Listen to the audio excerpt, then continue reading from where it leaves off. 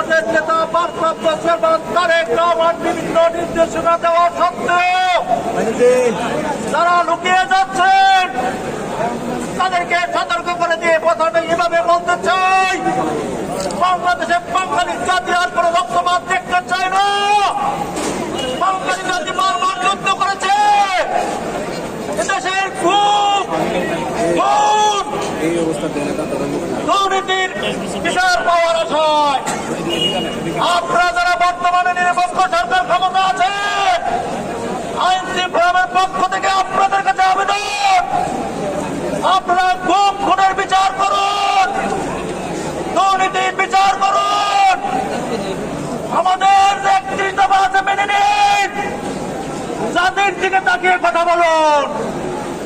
আমাদের নেতা ভারপ্রাপ্ত চেয়ারম্যান তারেক রহমান বাঙালি জাতির চোখে চোখ রেখে রাজনীতি করে এবং জাতিকে দিক নির্দেশনা দেয়। এত অত্যাচার নির্যাতনের পরেও নিজেদেরকে উৎসর্গ করে দিয়ে একটি সুষ্ঠু গণতন্ত্রের প্রত্যাশা করছে বাঙালি জাতি। সেটি যত দ্রুত সম্ভব দিয়ে দিবেন।